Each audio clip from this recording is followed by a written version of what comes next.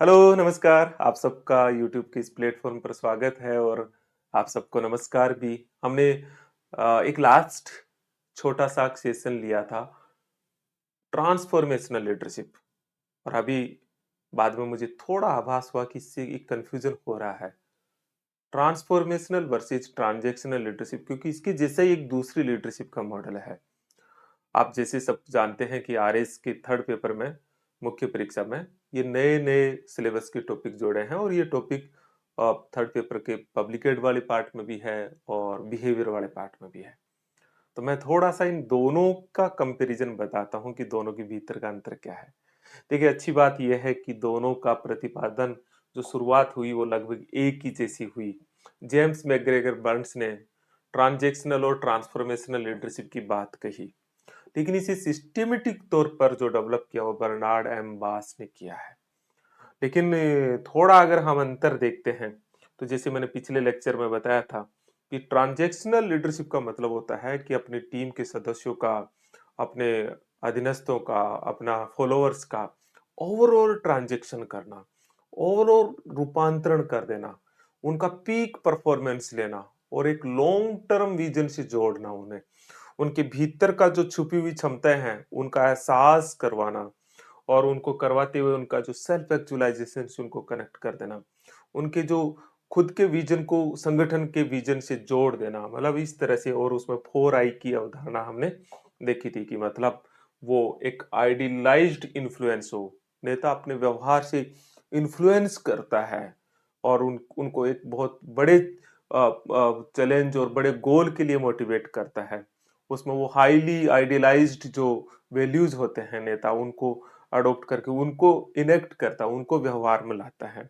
फिर वो बताया हमने इंटेलेक्चुअल स्टिमुलेशन मतलब उनकी जो क्रिएटिव थिंकिंग है वो यूज करना, सॉल्यूशन देने के बजाय प्रॉब्लम को चैलेंज के तौर पर स्वीकार करना और इंडिविजुअल कंसिडरेशन मतलब नेता अधीनस्थों के टीम सदस्यों के छोटी-छोटी बातों का ध्यान रखना, उनका उनका मेंटर बनना, उनका उनका उनका एडवाइजर बनना, उनका फिलोसोफर बनना, उनको दिशा निर्देश देना और हमने देखा इंस्पिरेशनल मोटिवेशन मतलब लीडर जो है अपने टीम सदस्यों की छुपी हुई चीजों छुपी हुई ताकत का एहसास करवाना कि आप कितने ताकतवर हो और एक दीर्घकालिक विजन की तरफ लेके जाना। लेकिन इसमें लंबे विजन की तरफ मोड़ते हम।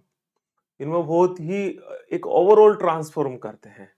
लेकिन बाद में इन्होंने कहा कि नहीं, नहीं, नहीं, देखिए हमको ट्रांजैक्शनल लीडरशिप की भी ज़रूरत होती है। ट्रांजैक्शनल लीडरशिप जो होती है, वो ट्रांसफॉर्मेशनल लीडरशिप से इस प्रकार अलग है, प्रतिपादक एक ही है कि वो इस तरह से अलग है क्योंकि ये शॉर्ट टर्म्स गोल्स जो होते हैं, उन उनकी परफॉर्मेंस पे बल देता है और एक तरफ से नेता और अधीनस्थ दोनों के जो कॉमन इंटरेस्ट है, वो लेन-देन से कैसे पूरे हो और इसमें वो 3 मेथोडोलॉजी को अपनाता है ट्रांजैक्शनल लीडरशिप में। नंबर 1 कंटिंजेंसी रिवार्ड आकस्मिक पुरस्कार कि पता होता है कि अगर आप इतनी परफॉर्म करेंगे तो इतना एक बड़ा रिवार्ड मिलेगा। एक तरह से बीएफ स्किनर का जो मॉडल है आपने देखा होगा जिसे पुनर्बलन रीइंफोर्समेंट थ्योरी कि आपको इतना बड़ा रिवार्ड मिलेगा ये जो पीछे का जो रिवार्ड है एक को मिला है वो दूसरे को एनफोर्स करता है। तो इस तरह से जो है कंटिंजेंसी रिवार्ड का रहता है कि परफॉर्मेंस इतनी परफॉर्मेंस रहेगी इतना बड़ा तो एक एक लगातार एक बड़ी परफॉर्मेंस की तरफ उन रिवार्डों से जोड़ता है और दो और टेक्निक्स यूज करता है। नंबर एक management by exception active, management by exception passive मतलब अ, आकस्मिक प्रबंधन जो है सक्रिय और आकस्मिक प्रबंधन जो है अपवाद स्वरूप प्रबंधन सक्रिय और अपवाद स्वरूप प्रबंधन निष्क्रिय।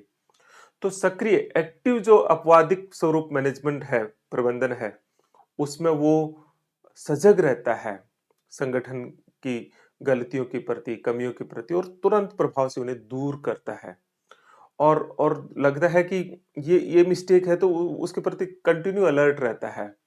और पैसिव पैसिव का मतलब सामान्यतः चीजों को इग्नोर करना, यदा कदा हस्तक्षेप करना और यदा कदा हस्तक्षेप वो उस रूप में करता है जिसमें वो पनिशमेंट देता है अपने फॉलोअर्स को, और वो पनिशमेंट बड़ा होता है ताकि उसको एग्जाम्पल के तौर पर मान करके दूसरे वो गलती नहीं करे। इस तरह से ट्रांजैक्शनल लीडरशिप जो है वो शॉर्ट टर्म परफॉर्मेंस पे बल देती है, जबकि ट्रांसफॉर्मेशनल लीडरशिप होती है वो लॉन्ग टर्म परफॉर्मेंस पे उनका गोल होता है। जो ट्रांजैक्शनल लीडरशिप होती है वो लेन देन की बात पर आधारित होता है कि दोनों म्यूचुअल इंटरेस्ट को कैसे पूरा करें। पता होता है सबऑर्डिनेट्स को कि मैं इतना करूंगा तो ऐसे होगा, और मुझे पता है कि मैं गलती करूंगा तो मुझे किस तरह का पनिशमेंट मिल सकता है। तो एक तरह से पुल थ्योरी, दूसरी तरफ से पुश थ्योरी, ये ट्रांजैक्शनल लीडरशिप के अंदर होती है, जबकि ट्रांसफॉर्मेशनल लीडरशिप वैल्यू बेस्ड है। वो आपका सेल्फ एक्चुअलाइजेशन से कनेक्ट करते हुए भीतर के विजन को कनेक्ट करता है। तो अगर हमें लॉन्ग टर्म गोल, हमें ओवरऑल बड़ा लक्ष्य प्राप्त करना है, तो फिर ट्रांसफॉर्मेशनल लीडरशिप ज्यादा बढ़िया होगी। और हमें शॉर्ट टर्म तत्काल रिजल्ट चाहिए, कंट्रोल चाहिए, डिसिप्लिन चाहिए, तो मैनेजमेंट में ट्रांजैक्शनल लीडरशिप, लेन देन कार्य नेतृत्व ज्यादा सफल होता है। तो इस तरह से हमने दोनों की एक तुलना समझी, दोनों के भीतर का एक अंतर समझा, और हम दोनों कंसेप्ट्स को भी समझे। ऐसे ही बहुत सारी जो नई टर्मिनोलॉजी है वो समय समय पे आप लोगों से डिस्कस करता रहूंगा। आप फिर भी कोई चीज नहीं समझ में आई है, समझ में आई है, कैसा लगा है, आप नीचे कमेंट बॉक्स में जरूर लिखिएगा। Thank you very much.